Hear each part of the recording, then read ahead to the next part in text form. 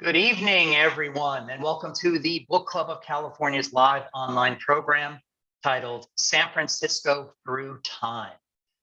We have quite a number of people registered for this event, so we might need to take an extra minute to let folks in from the waiting room. But if you're here for the Book Club of California's live online talk titled San Francisco Through Time, you're in the right place. Sit back, relax. We'll be getting started in just a moment or so. Thank you.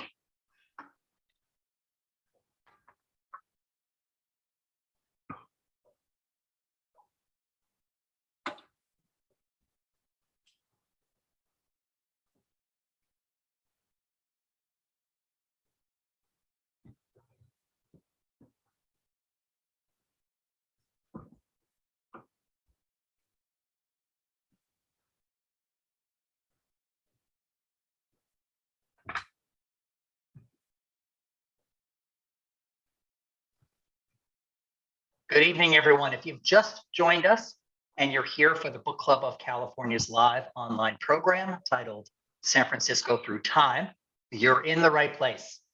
Just ask you be a little patient this evening. We do have quite a number of people registered for this event, and I can see them still streaming in from the waiting room right now. We will be getting started in just a moment or so, though. Thanks.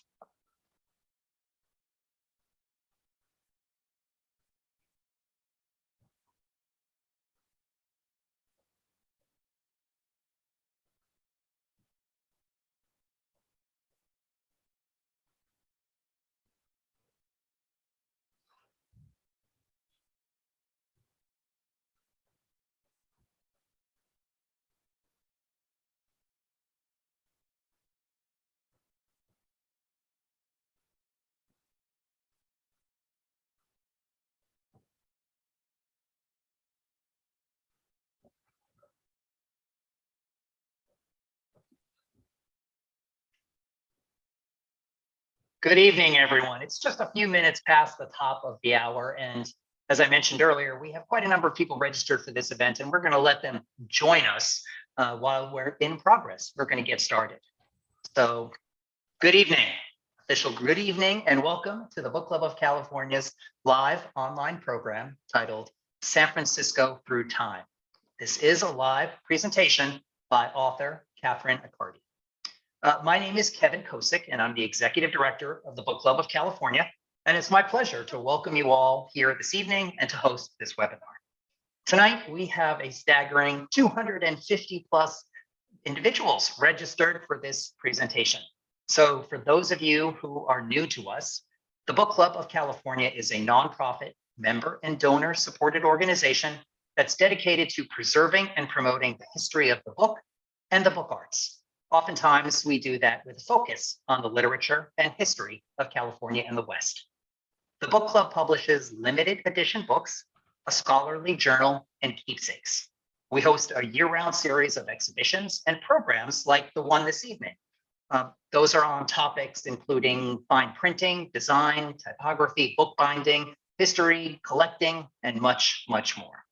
Now, if you're not a member of the book club, or if your membership has lapsed, and you're interested in what we do, please consider joining our century-long tradition. Our membership dues are modest and the benefits are many. We simply cannot do the work that we do without the support of our members. So I encourage you to visit our website at bccbooks.org to join or to donate to the Book Club of California. And now for tonight's program and our presenter. San Francisco Through Time is the program. It is a live online presentation by author Catherine Accardi. Catherine Accardi is a native San Franciscan, born on Telegraph Hill. She is a historian and author of 3 San Francisco books: Images of America, North Beach and Telegraph Hill, San Francisco Landmarks, and San Francisco Through Time, the focus of this evening's presentation. With a BA in Urban Studies and Historic Preservation, and she's just shy of an MA in Public Administration, Catherine has been a journalist, and she has more than 150 published articles and has made over 40 presentations like the one she's doing for the book club tonight. Now, the subject. With over 400 officially designated local, state, and national landmarks, San Francisco is steeped in history. The city's neighborhoods feature unique buildings and special places, some that are well known to residents and tourists, but also structures and locations that have been obscured by time. Now, with over 100 photographs, the book, San Francisco Through Time, takes readers on a quest to discover the places and the stories behind them, places that make San Francisco special. So beginning at Captain Richardson's tent near Grant Avenue and winding our way through neighborhoods throughout San Francisco, tonight, Catherine will share the rich history of San Francisco in contrasting images, uncovering and revealing San Francisco in new ways. Now, if you have any questions for our presenter, please use the chat and the Q&A functions in Zoom. We should have time at the top of the hour to take questions, and we'll curate those from the Q&A. And now it's my great pleasure to introduce Catherine Accardi and pass over the controls for tonight's webinar. Catherine, it is all yours. Take it away. Thank you, Kevin, for that lovely introduction. I am so pleased to present San Francisco Through Time to the Book Club of California. The Through Time series is illustrated with 180 images, 90 of which are historic images and 90 of which are present day images.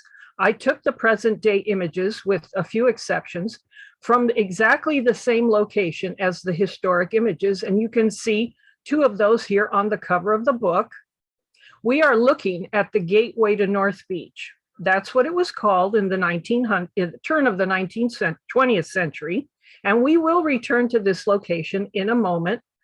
I use landmarks to illustrate the city's journey. Did you know that San Francisco has over 400 landmarks? That is a lot of history in 7.5 square miles. And they beautifully illustrate the city's journey. So where shall we begin? How about with landmark number 1? The first landmark to be designated was Mission Dolores, designated in 1967. It's the earliest existing structure in San Francisco. It was founded in 1776 by Spanish Franciscan missionary Francisco Palou. The church was built over a series of years, 1782 through 1791, which is quite a long time. It was built with sun-dried adobe brick, and it's 4 feet thick. Now, this church has stood there for 244 years, long time. But historians say that this wasn't actually the beginnings of San Francisco, the city we know it now, as we know it now. That location was elsewhere, and we will be going there. The mission was connected to that location by a plank road, and that plank road is roughly where we have Mission Street right now. And so where was that? That was at Captain Richardson's tent and the Jacob Lease house. Richardson was a British officer, William Richardson. He arrived in San Francisco Bay on the ship Orion in 1822. And in 1835, he erected a structure, which we can see in the drawing, described as a large tent supported on 4 redwood posts covered with a ship's foresail. Then, a few years later, he was joined in 1836 by San Francisco pioneer and the second permanent resident, Jacob Lease, who built the first permanent actual structure. You may see it here in the drawing, at what is now Portsmouth Square.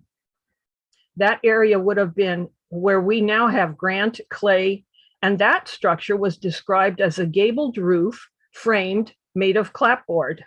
What we're looking at here is actually the first 4th of July celebration in San Francisco. The year was 1836. And we see at the lower right, the same location, present day. There's a plaque at 823 Grant Avenue that marks the location.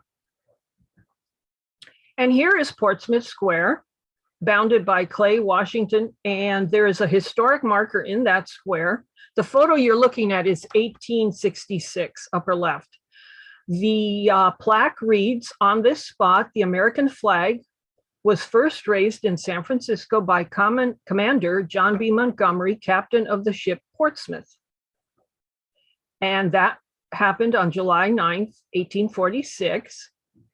It was in 1847, just a year later, that the name of Yerba Buena was changed to San Francisco. And of course, probably everyone knows that Yerba Buena is an herb that is common along the West Coast. So Portsmouth Plaza was also the location of the first schoolhouse, 1847, and it became the first public square in San Francisco. It is a California landmark 118. We see the before and after. Now, what's interesting is at the very beginning of the settlement, the main thoroughfare in the area was actually called Calle de la Fundación, which is Spanish for Foundation Street or Street of the Founding. It was considered the main thoroughfare of the hamlet at that time. Now we know it. Well, we knew it in the late 1800s as DuPont Street. It was named after Captain Samuel DuPont.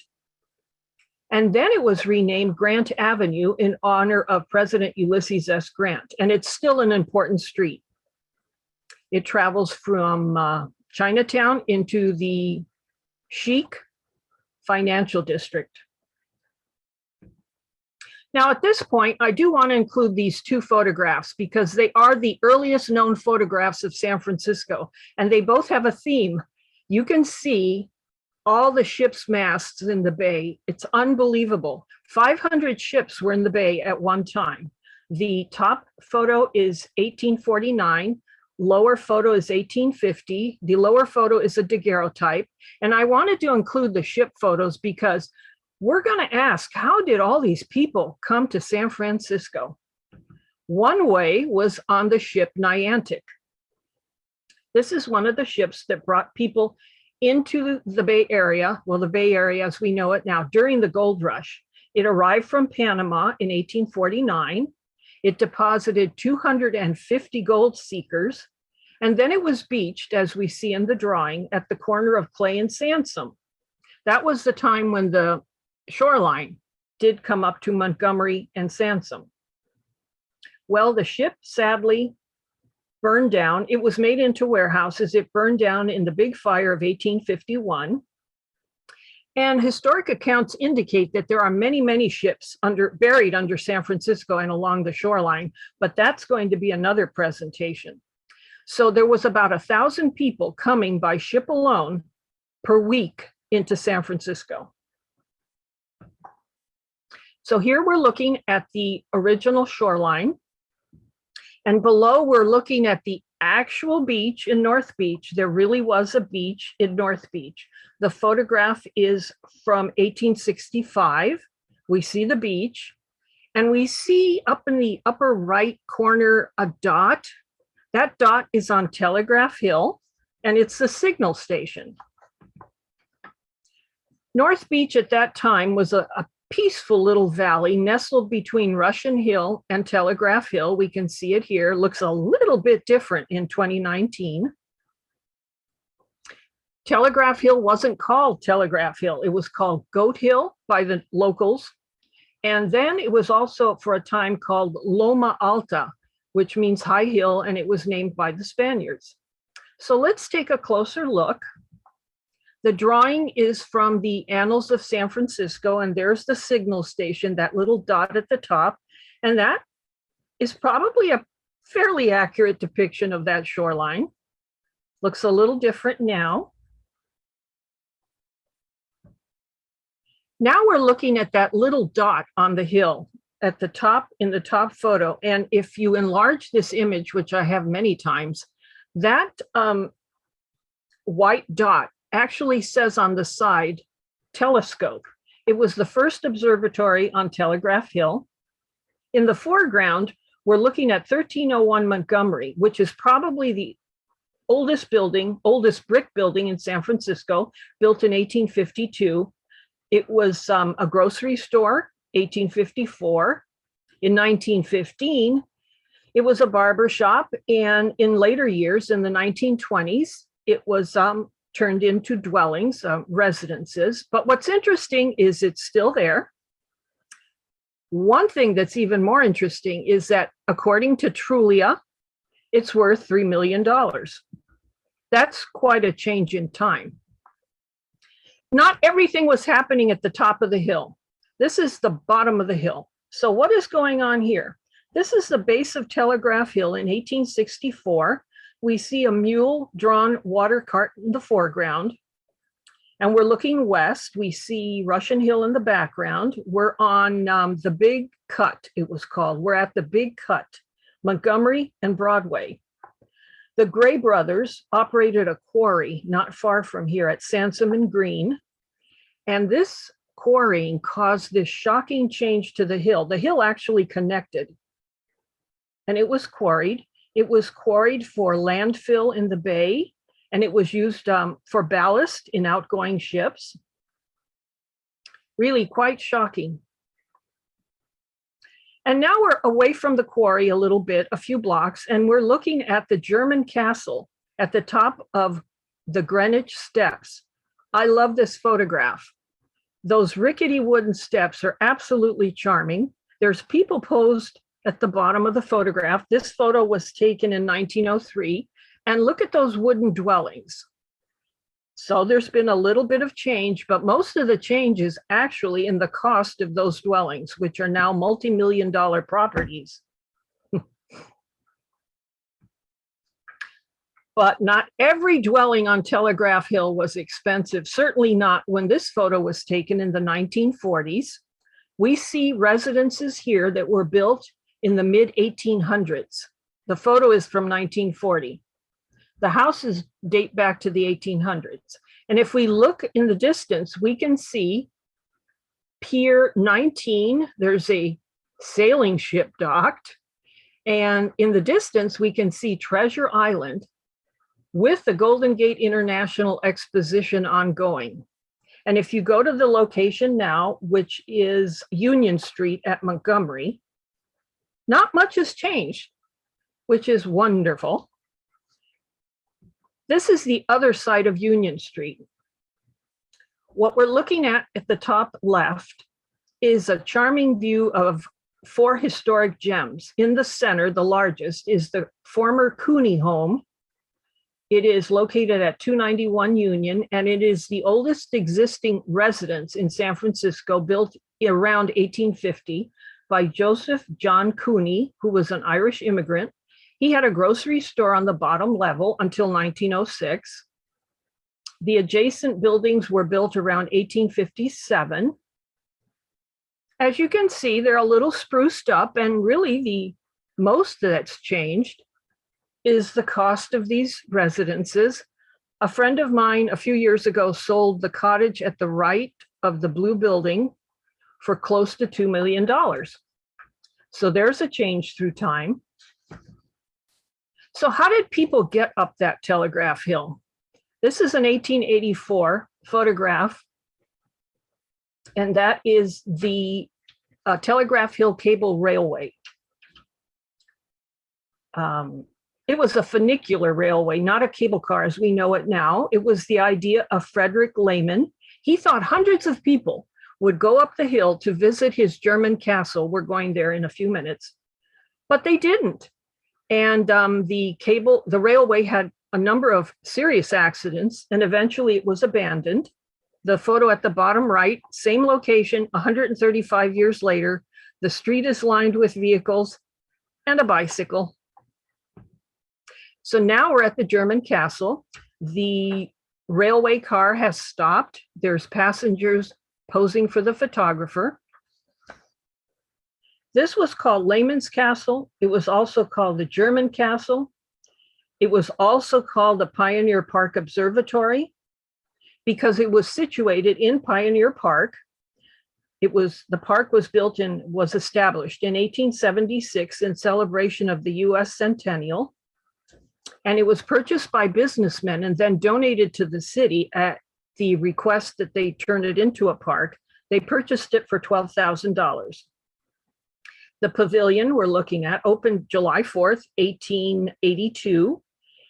It had a restaurant, it had pavilion facilities, programs were there, jousting matches, all kinds of things happened there. For a while, it was very popular. But then people just didn't go to the top of the hill. And it went through a terrific fire, July 25th, 1903, burned to the ground. The wood was carted away. And look what replaced it at the lower right. That is at almost exactly the same location. So this is bringing us back to the flatlands, the gateway to North Beach. Now, you may notice that I have quite a bit of reference and photographs of North Beach, and that's intentional. I was born on that hill in Little Italy. It's my neighborhood. I'm a native San Franciscan. Interestingly, the images we're seeing, I would say 1/3 of them were donated to me by the photographer's grandson. The photographer was J.B. Monaco. He was a renowned San Francisco photographer during the late 1800s and early 1900s. And his grandson, Richard Monaco, donated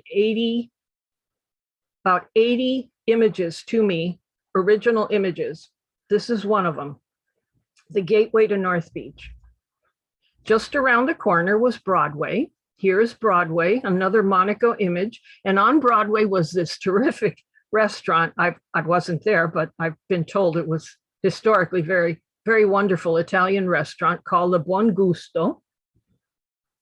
It was owned and operated by Archimede Puccinelli, who was an early Italian pioneer. He immigrated from my family's hometown, Lucca. And about that time, there were 1,600 Italians in San Francisco in the 1800s. Another structure on Broadway was Il Trovatore restaurant. That was really a famous restaurant. And below it was, in more recent times, was Enrico's Cafe. So this is Broadway with Il Trovatore around 1900, probably 1905.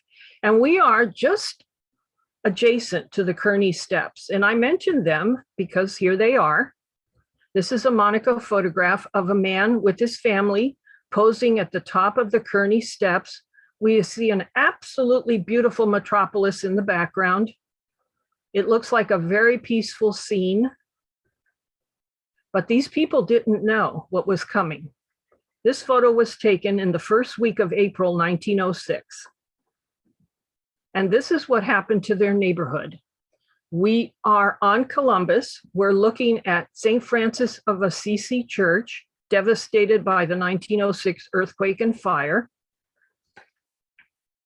The gentleman that's standing there is a Monaco relative, Frank Giovannessi. And if you will notice, he is standing by a fire hydrant that didn't work. Many of the fire hydrants did not work during the 1906 earthquake. As you can see, the church walls survived. It was rebuilt with the original walls. And it is landmark number 5. But what I wanted to do in the present day photograph is include that fire hydrant. We're not quite at the same location, but that is so ironic. It had to be in the photograph. A fire hydrant about over 100 years later, same location. We see the church in the background. This is another view of the earthquake ravaged North Beach. The people standing in the middle of the street are Monaco relatives, and they're standing next to their demolished photographic studio at, let's see, where was that? 200 block of Columbus. The building in the distance at the top left is the Columbus Tower, the Sentinel Building. It's also called the Sentinel Building, San Francisco Landmark 33. In the lower photo, you can barely see it. It's dwarfed by the Transamerica Pyramid. And nearby, just a few blocks away, is Washington Square Park. Washington Square Park, as you can see here, was home to 600 earthquake refugees. It is still a neighborhood park, a beloved neighborhood park. and San Francisco Landmark 226. The designation, I think, describes it perfectly. As it has for over a century, Washington Square continues to serve as a green oasis, as well as a cultural focal point for San Francisco's lively North Beach. Its continuing natural condition makes it highly significant as an historic resource within a densely urbanized area. I wanted to include one of the fire engine companies because thanks to them, the fire was eventually put out. This is Fire Engine Company 21. It still stands at 1152 Oak Street. These gentlemen fought the 06.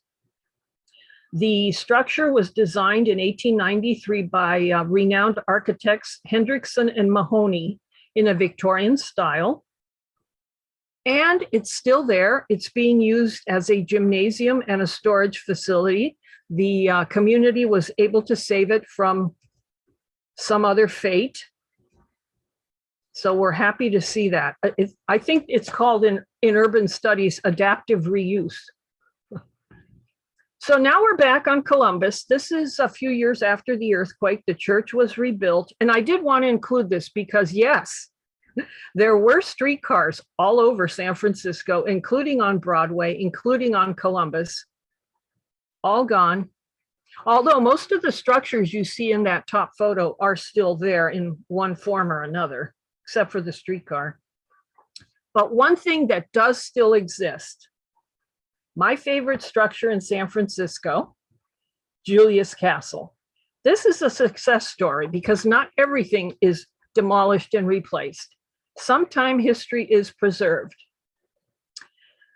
The creator of Julius Castle was Italian immigrant Julius Raz, with his partner, the architect Luis Mastropasqua, also an Italian immigrant.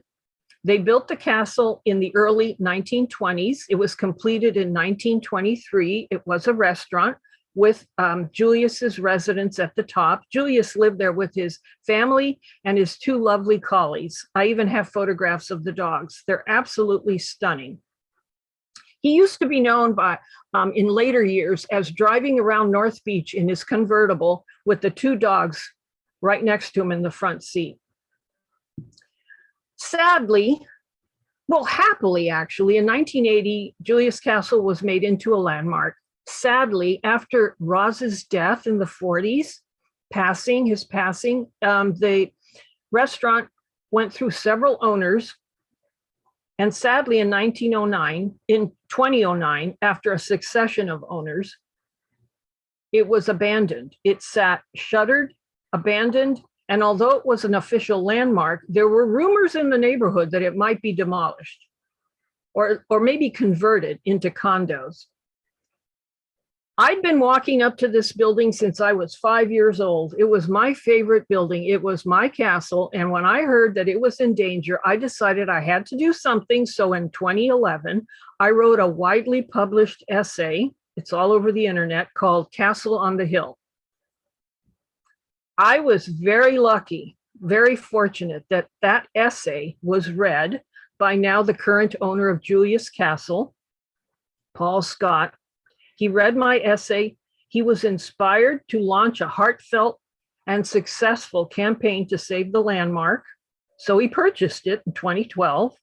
He read my article and he informed me that he was going to return it to its official use as a restaurant.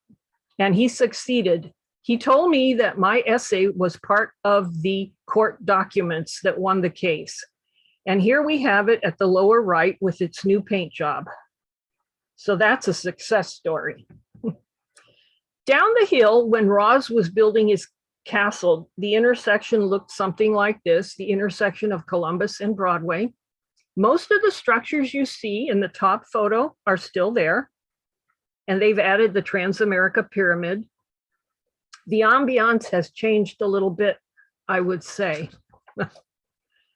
So we're going to leave Telegraph Hill and go over to another hill, a famous hill on Lombard Street, a hilly landmark, Lombard Street. It runs through Russian Hill. And the crooked portion we see here, we see a photograph under construction of the switchbacks. Photo was taken in 1922, and the switchbacks were considered necessary because the grade was 27%. Apparently that's not safe for vehicles. So they designed the switchbacks. Interestingly, Lombard Street has no relation to San Francisco. It's actually named after a street in Philadelphia. I'm not quite sure how that happened. And also it's been called the crookedest street in San Francisco, which is not true. The crookedest street in San Francisco is Vermont Street in Potrero Hill. So here we have preserved Lombard Street then and now. Here's another hill. This is California Hill. It appears from what I've heard, the chatter I've heard, people think there's about 7 hills in San Francisco. That is incorrect. There are 48, and I'm documenting 48 hills, not in this presentation, possibly in the next book. This is the California Street Hill as it approaches Nob Hill. It has its own cable car, and it was named California Hill until the Big Four tycoons built. Nob Hill was actually called California Hill until the Big Four tycoons, Crocker, Huntington, Stanford, and Hopkins, built their mansions. They were called the Knobs. And the Knobs was a term for ostentatiously wealthy men. 15 decades later, the street still remains one of the city's swankiest addresses. Look at that change in view. This is from approximately the same location.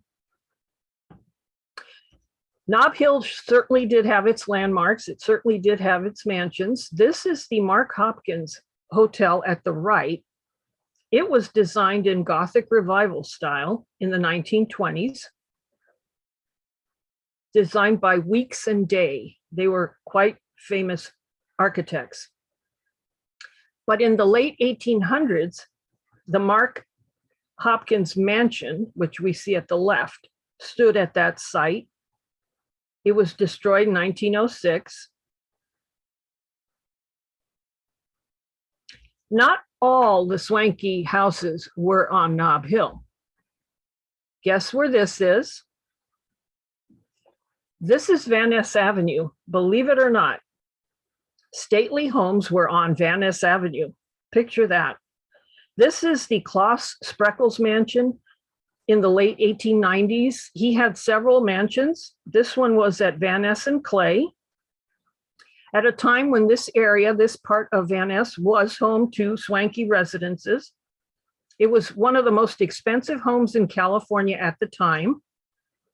It burned down in 1906. It was rebuilt, but then it was demolished in 1927, and eventually the apartment building at the lower right was built in its location.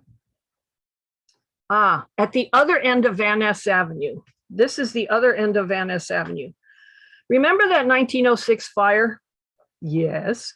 Well, a lot of businesses on Market Street relocated to Van Ness Avenue after the fire, and one of them was the Emporium. The landmark Emporium building business was relocated to Van Ness. There are signs on the side of the building. One of them reads, "First to rebuild." Another sign on the building at the upper left reads, "Took the initiative in restoring San Francisco." And below we have the same location 100 years later or more. It's an office building. And here's Market Street with the Emporium in the center of the top left photograph. That's the Emporium building. That's Market Street, 1915. What a stunning downtown. Absolutely beautiful. 1915 was the year, of course, of the Panama Pacific. Market Street was designed by Jasper O'Farrell. We see it here. It has survived. Market Street was laid out by Jasper O'Farrell, 1847, and it traverses from Twin Peaks to the Embarcadero. It remains an important artery in San Francisco. Here's another view of Market Street. I love these photographs at the top because they depict something we don't see anymore on Market Street. Those are called welcome arches. At the top left is the Market Street Welcome Arch during the late 1800s. It is the Arch of Welcome to welcome the 16th International Christian Endeavor Convention. And at the right, upper right, we see arches around 3rd Street. Those were to welcome the Grand Army of the Republic in 1903. Yes, okay. At the right, we have the Flood Building, San Francisco Landmark 154. Prior to the Flood Building, at the same location was that marvelous Baldwin Hotel, built in 1875 by Comstock Lode millionaire, entrepreneur, and gambler, Elias Jackson Lucky Baldwin. It burned down, sadly, in 1898, and it was replaced some years later, 1903 actually, by the Flood Building, which survived the earthquake and is San Francisco Landmark 154. Okay, here's an issue that I had to protest: the demolition of the City of Paris department store. I picketed this in the 1970s. It was designated a triple landmark. In 1850, the Verdier brothers, immigrants from France, they opened a store on a ship called the La Ville de Paris. It was to serve the Argonauts passing through San Francisco Harbor. But in 1896, they decided to build the City of Paris department store across from Union Square. It was designed by Clinton Day. It was absolutely fabulous. I was in there many times. Although it was damaged by the '06, it was rebuilt by John Blakewell and Arthur Brown, prominent architects. The City of Paris building, the triple landmark, was considered the finest example of Beaux Arts commercial building in California. Sadly, it was demolished in 1981 to make way for Neiman Marcus, and the only thing that was saved was the rotunda. Nearby, thankfully, we still have the St. Francis Hotel. Interestingly, the St. Francis Hotel, a stunning historic landmark, is not an official landmark. But Union Square in front is California Landmark 623. Union Square was a sand hill, just dunes and sand. At the turn of the century, it underwent major design, and it became a very well manicured park, as you can see here. The St. Francis Hotel was built in 1904. Still there. Another hotel. It was interesting, by the way, I did mention, I think, that the St. Francis Hotel is not a landmark, but Union Square is a landmark. Well, the Palace Hotel, believe it or not, is not a landmark, but the Garden Court restaurant within the Palace Hotel is a California landmark. What a stunner. It was built, the original palace was built in 1875. It had 800 rooms, and it was considered San Francisco's first premier hotel and the largest in the world at that time. It was rebuilt in 1906, and it was beautifully remodeled in 1989 and 2015. Okay, here's a bit of a change. Then and now, this is the Flatiron Building. It was the Flatiron Building at Market, Montgomery, and Post Streets. It was the Crocker Building. It was built in 1891. Sadly, it burned down in '06, and it has been replaced by the McKesson Plaza.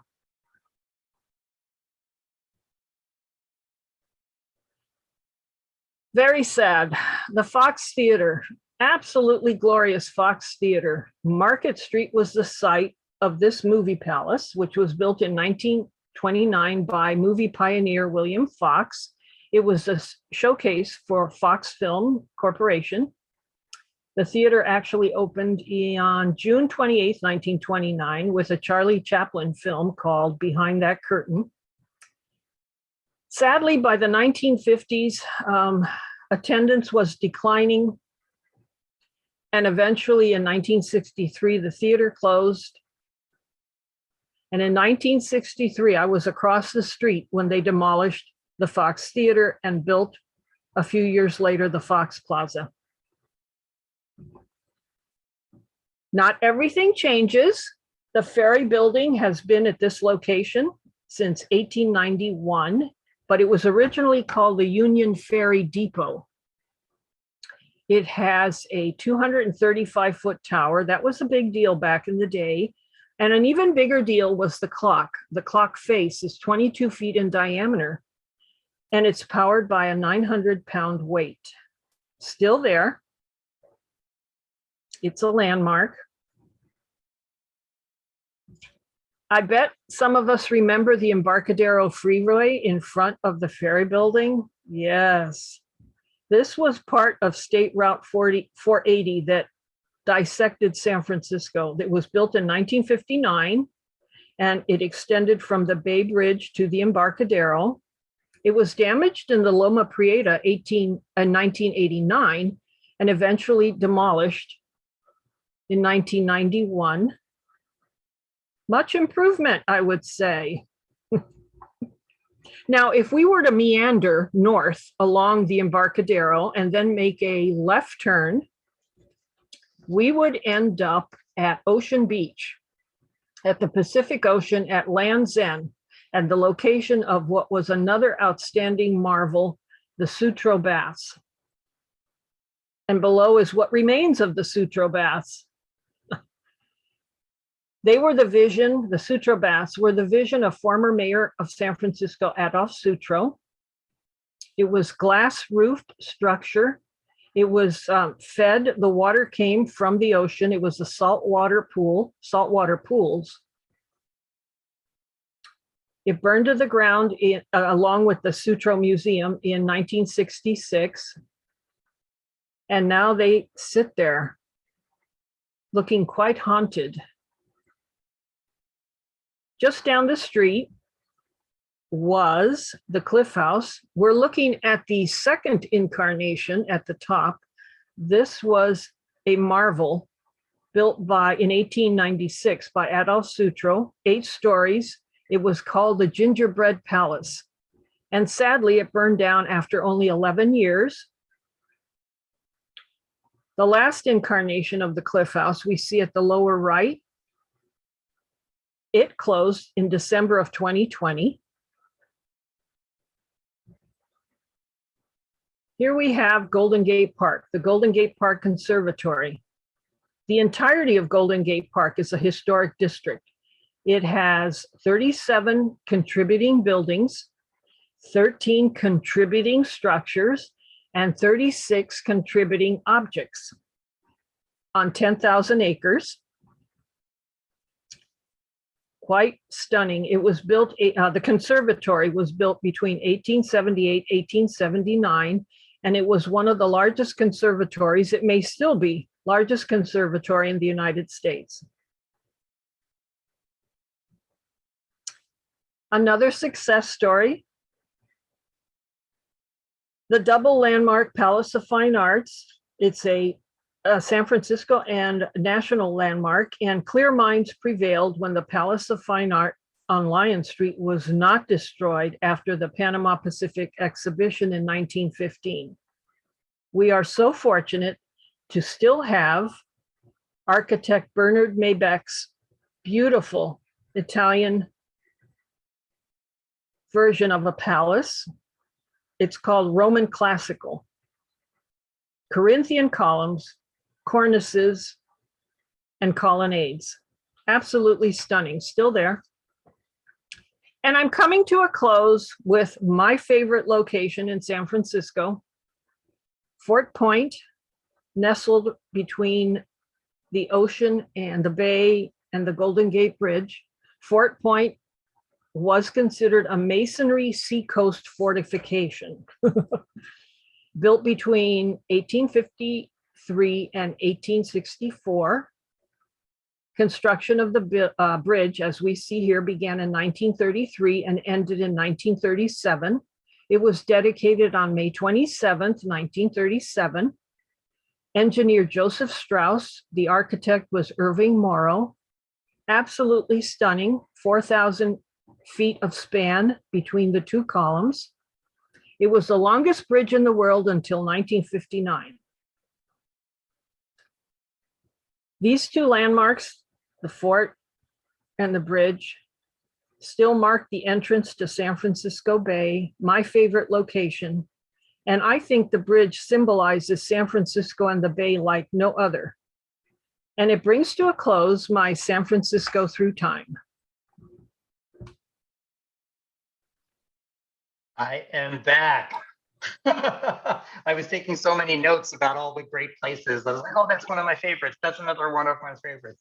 I'm going to take this opportunity to ask everyone who's still with us and that has a question or a comment. Now's your time to get that in the chat and the Q&A. I know there was some in there already, but let's get some more in there as I give a hearty thank you, Catherine. That was really actually incredible. I had not seen the entire presentation. You gave me a sneak peek at some of the beginning, but I'm glad I didn't see the whole thing because it was really just stunning.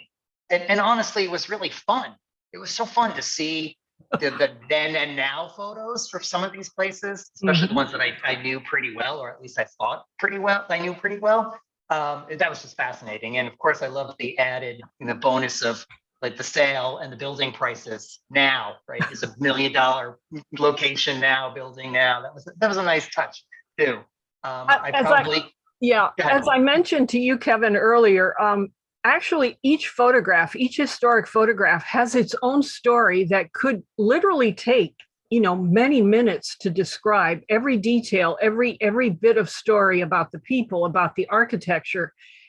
Because there's a tagline I like to use sometimes. In every photograph, there's a story to be told. And this only covered about 30 locations out of 400. There's a lot of history. And I honestly could stay here all night and go through all 400 with you because it's so interesting. But I know everyone attending does not have that kind of time to do all 400. So let's get to some of the questions that are here or the comments that are here in the chat. I'm going to pull them up. This is a great one. It's one of the ones I have, but I'm going to use it first because I don't want to run out of time. Are there some wonderful historic sites that are endangered now, of us losing now? We've heard some that were lost long ago. But Elizabeth Pomeroy is asking, are there any that are currently like on the chopping block that we should be worried about?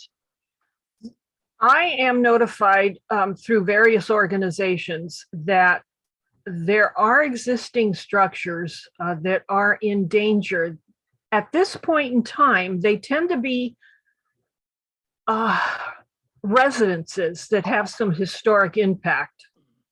But they're not necessarily, I think people have begun to realize, like they did with Julius Castle, that you cannot really demolish a registered official landmark without a lot of commotion and some serious reasons for doing so. So we do lose some Victorians here and there, but I think the vast demolition of neighborhoods has stopped, thankfully. I cannot think of any major landmark that I would be concerned about right now, thankfully. Good. So there's, first of all, I love all of the stuff about Julius's castle. Where, did you give the address, the exact location of that? Because I know somebody asked, where exactly is that? Okay. That Julius Castle is very interesting. The original documentation, the original address was 302 Greenwich. It is unclear, both the owner and I have not been able to figure out why the city has officially changed the address to 1541 Montgomery. It's on It's on Greenwich, but it's also on Montgomery. So Okay, let's say Greenwich and Montgomery. that's the address. That's the location for folks who are asking. Also, Greenwich and Montgomery. if anyone needs more detail, and we can't get to all the questions, feel free to share my email. I'll be happy to answer any questions. Great. I can include that in the email that goes out tomorrow to everyone. Also in the email that will go out tomorrow is how to actually buy the book. Because a couple people have said, I can't wait to see the book. Can't wait to look at the photos in the book. I also put it in the chat. There's a couple of links in the chat directly to San Francisco Through Time, but to all the Through Time series of books, if you're interested in any of the other cities or locations that have a similar treatment of then and now photos. I love that personal story about Julius Castle. Oh, yeah. Boy, that was exciting. Yeah, I'm sure you have your letter somewhere. I'd love to read the original plea that you sent out. So you'll have to give me the link to that. It was, yes, I can do that. And it was actually about 8-page essay that was included in the court documents. Mhm. Also, by the way, it is on YouTube. The Julius Castle presentation I did, which was probably 45 minutes and only focused on Julius Castle. Absolutely stunning. Yeah, it's wonderful. I'm going to have to go find that. So has Julius's Castle survived the pandemic? Have they reopened? What's happening there? Paul, the current owner, Paul Scott, he is an attorney, thankfully. He's an attorney. And what he had to do was put all the rehabilitation, the renovations, the earthquake retrofitting on hold because they wouldn't allow him to continue on his path to save the landmark. So for years, literally 2-3 years, the whole process was on hold. He has begun remodeling. He's in the process. He tells me he'll open within the year. So the pandemic, it wasn't open during the pandemic, the beginning. So, in a way, it gave him a little bit more time. Right. So, right. But I'm assured he will reopen as a restaurant in the near future. Great. Well, I'll have to go check that out. So Allison Wilbur commented that she is currently a Recreation and Parks Commissioner, and thanks you for pointing out some of our world-class parks. So good thumbs up on that great comment. Someone also commented that there was not a lot of vegetation anywhere in some of the older photos. And I just thought I would bring that up, see if you had any thoughts about that or why that might have been. Now it's a focal point of many of the current photos, trees and greenscapes, but not so much back then. I noticed that myself when I was researching these historic images. You will find very outside of the parks, the officially designated park areas like Washington Square, Golden Gate Park, several others. There were no trees, very few bushes. I don't think they appreciated the landscaping like they do now. So I really find that's a plus now, a present day. We have much more landscaping, urban landscape. But I think they actually did not, it didn't enter their mind. Yeah, it wasn't a priority, I guess. It was not a priority. Or even a consideration. Correct. So Michelle O'Neill mentions that she loves seeing the Monaco photos that are rarely seen. And I really need to ask, how did that happen? How did you get this gift from the family of these photos? And how prolific of a photographer was he? Like, what's the story? It's interesting that so many of his family are in the photos that he took. What happened was Arcadia, I did 3 books for Arcadia Publishing, and one of them was I was working on Telegraph, North Beach and Telegraph Hill. And at the time, I was actually on the board of directors of Telegraph Hill Dwellers. And I knew neighborhood people, and of course, it was my neighborhood to begin with.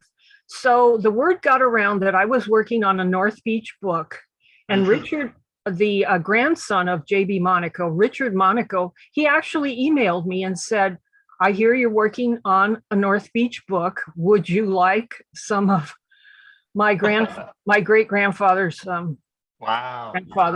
images? Yes, I met with him a number of times. Absolutely delightful man. And he gave me about 80, 90 original scans. Absolutely stunning work. JB Monaco has a website. They made a website for the photographer. It is www. Well, you can put it in the, or people can email me, jbmonaco.com. Great. And I can hopefully get that in the email if that'll go out tomorrow. I'll make it. Yes, I will confirm that. And when you go to that website, you will see many of his images. It has a biography. He immigrated from, actually, he's Swiss Italian and immigrated at the turn of the century. They had a number of photo studios in North Beach. So yeah, that's all on his website. Yeah. And Elizabeth Newsom, the book club's library, put a link in the chat as well for the Facebook page for Julius's Castle. So you can keep an eye on updates and what's happening there. If you're really that interested, you can look through the chat towards the end there. Elizabeth put the Facebook page, or you can just search on Facebook for Julius's Castle. A number of people have commented on some of the places that you showed, you talked about, like the city of Paris, Julius's Castle, the Cliff House. You mentioned it's like not everything changes. Some of these places are still there, but so many of these places are gone, right? Such sad disappearances, like Fox Theater, city of Paris. Are there any that stand out to you kind of as most heartbreaking losses of some of these buildings? Probably the Fox is the most heartbreaking, since I was standing across the street and the facade had already been demolished. And I could see the stage. It was like a scene of a disaster. You could be standing on the streetcars going by, people are going by, and you're seeing this stunning work of art being demolished, front wall all gone, and you can just see the curtains and the stage. I have that in my mind's eye. It's just unbelievable. And the city of Paris. Oh, yeah. Yikes. Yeah. Those two are very difficult. Yeah, it's heart-wrenching. Some of the images are so spot on in terms of the side-by-side comparison. For your, the first picture is the first picture, but for you to get that really great perspective and the angle for some of those photos, like, first of all, kudos for you, but how did you do that? Some of those are so amazing to get that almost exact same shot. A lot of planning and a lot of planning and a lot of hours spent on the streets of San Francisco.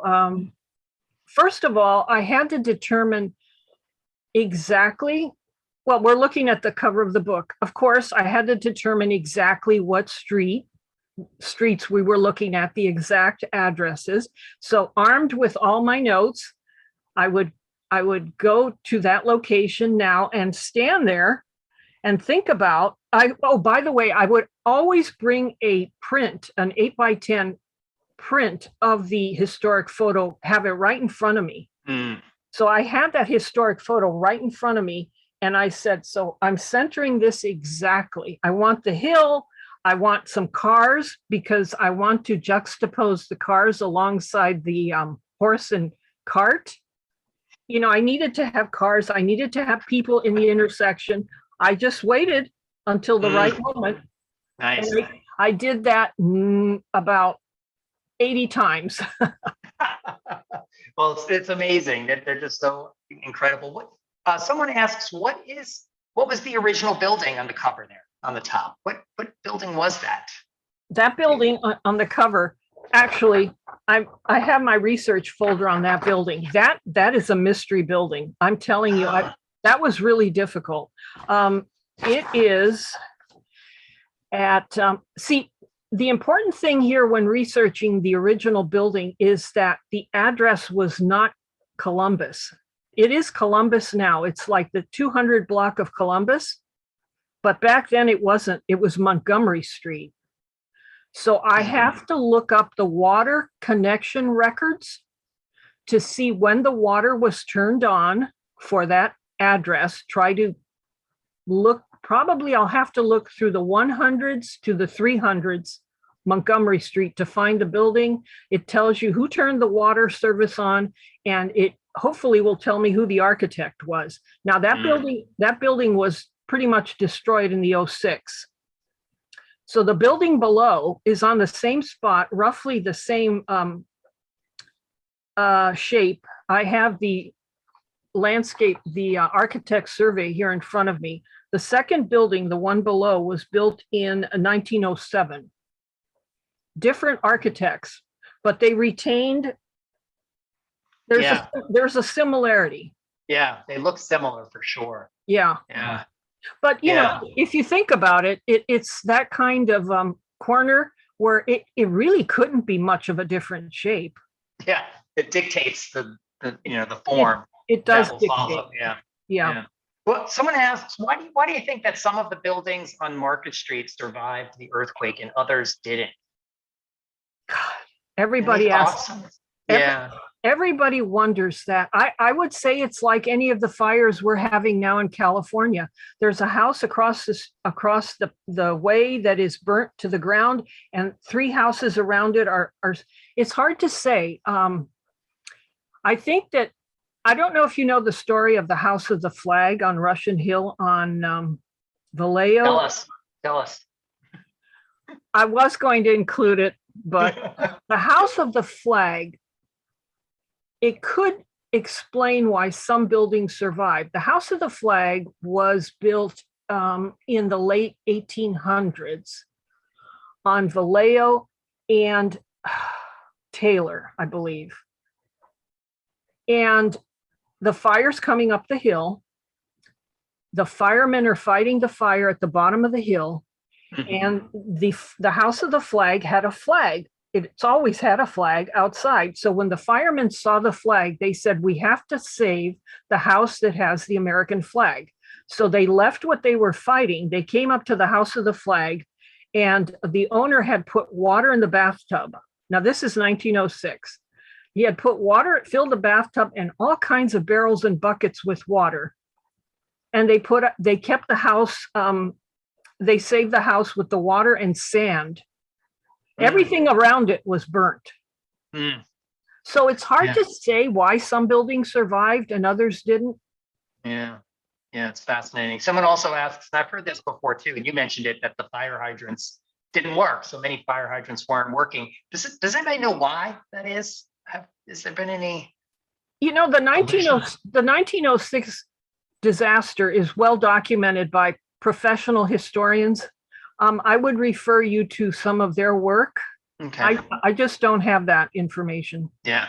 You don't have side-by-sides of all the fire hydrants in San Francisco, do you? Not yet. You might be working on it. So, we're at the top of the hour. So if anybody has any last questions they want to get in there, get them in there. I'm going to ask a question about your research and how did you choose the 30 that you wanted to talk about tonight, but how do you select these locations? I mean, clearly you have the landmarks that you're going off of, and you select certain ones, but then how do you find these original photos and the stories from behind? What's your research process like? How did this come together? Believe it or not, when the publishing company, when we were working out the contract, they wanted this book in 3 months. And then I negotiated, well, that's not going to happen. So they said, okay, they came back with 6 months. And I said, that's not going to happen. So we did a year and 2, so 14 months. I dove into every book, and I have quite the collection of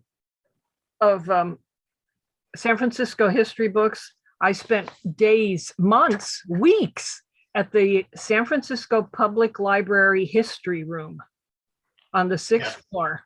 Really wonderful source. But books like The Annals of San Francisco, printed in 1855, but they have reprints. Books like Bay Window Bohemia, many, I have a list of actually books I've used. Also, the acquiring the photographs, 3 sources, of course, the Monaco collection, an endless number of historic photographs through the Library of Congress, Prints and Photographs Division online with no copyright restriction. And for the 3 books of San Francisco, I purchased probably about 250 purchased 250 from the San Francisco Public Library History Room. Wow. I had to purchase the scan, the actual image, and I had to purchase the copyright. So those are, there's so much online too, if you do the proper search. Yeah. So, Yeah. So I'm just going to say there's a lot of people putting some very specific questions in the chat and the Q&A, and I am going to save down the chat and the Q&A, and we'll share that with Catherine, and we'll try to get some of these answers and get back to you on some of it. There's a lot here, so I'm not sure we can get back to you on every single thing. But I will also try to pull all of these resources and some of the websites that we talked about and put them in the email that will go out to everybody who attended or registered for this event tomorrow as well. So don't feel like you got slighted and didn't get your very specific question answered or didn't catch a URL. We'll try to get that to you for sure. absolutely. Feel free to email me. I will answer all the questions. I will have that in the email that goes out tomorrow. I don't have that in the current draft of it, but I've just added a note to add your email address to that as well. Let me see. I was going to ask one other question. Oh, the most obvious question: what's next for you? So you've got these 3 books. What's next for your kind of Through Time series or whatever you might be working on? I have several projects in mind. As I mentioned to you, Kevin, the landmark stories are really evocative. They document history so well. And I was researching an idea to do all California's landmarks. Now, what I found is that California has about 1,200 landmarks, but that's only the state designated landmarks. That doesn't include city and national. So possibly a California landmark then and now might be something. Nice. We can all look forward to that. That would be cool. I also wanted to say, and someone else texted me about this, thanks for talking about the Crooked Street and Vermont versus Lombard. Yes. That comes up all the time when my family comes to town or somebody asks about, well, Lombard's the Crooked Street. And I have to say, well, actually, it's not. So thanks for sharing that.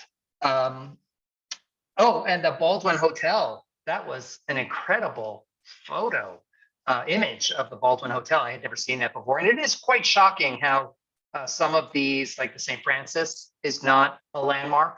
Yeah. The Palace Hotel itself is not a landmark, but the Garden Court is. Like the whole process of landmarking some of these places. You know, as I was mentioning to you earlier, there's a well over 100-year-old club called the Century Club of California. It was established by Phoebe Hearst in 1889. I'm a member. They asked me to investigate landmarking their building on Franklin. And I knew this already, but I put a document together for them. And they concluded that for a business enterprise like a hotel, the landmark designation does limit what you can do with that structure. You have to have any architectural work, any renovations, you have to circle back through the designating entity. So the city or the state or the National Register. And it's really quite limiting what you can do. So you can see why a business may not want to have that restriction over them. True. Yeah, you're right. So it maybe not be a pro. In some cases, it might be a con Correct. for Yeah. for businesses. Yeah. Yeah. Um, any particular landmark that you didn't share with us that you find kind of close to your heart that you want to talk about? Maybe Aquatic, something in North Beach, your favorite area. well, of course. Actually, the what's interesting is San Francisco has at least it might be 7 to 9 historic districts. I think those are particularly fascinating, and one of them that I did not touch upon was the Aquatic Park Historic District, because that would encompass Aquatic Park, Ghirardelli Square, the Cannery, the historic ships that are there. It's just a vast, beautiful area that I wasn't able to include them all. That is quite stunning. The Aquatic Park Museum structure. Very few people know that that was actually a casino at one time. And what is now the Aquatic Park Museum. It has an official name. Anyway, at one time it was a casino, believe it or not. So yeah, that's a lovely area. Well, maybe we'll have to have you come back and do a couple of other presentations on some of these incredible areas. I have another one. Oh, go ahead. Jackson Square Historic District. And the reason I say that is I did do quite a bit of work on that. It's the location of the Barbary Coast. That was quite naughty. And most of the structures are still there. The brothels, the Melodeon, the theaters, and now they're high-end designers, businesses, so the Jackson Square Historic District. Fascinating. People love a presentation that includes scandal and and spiciness. So we might want to talk about having you come talk about that sometime for us. Well, if you can also look up, I did a presentation for the San Francisco History Association called San Francisco Landmarks Uncensored. And it's all about scandal and debauchery and things like that. It's quite something. So attendees, don't go look that up. We'll do that ourselves. We'll have Catherine come back and do a presentation for us on that. I think that would be quite interesting and exciting if you'll come back and join us. Absolutely. Thank you so much. Thank you. Yeah. So we're at about 15 minutes past the hour. So we're going to wrap up here. And I'm going to just personally wrap up by saying that I really need to see the images of Julius from Julius's Castle driving with his dogs. I'm very interested in seeing those images. So after this, we'll get together and you'll share those because those must be super fun. The dog, but his favorite dog was name is Sandy, by the way. Sandy. Yeah. Okay.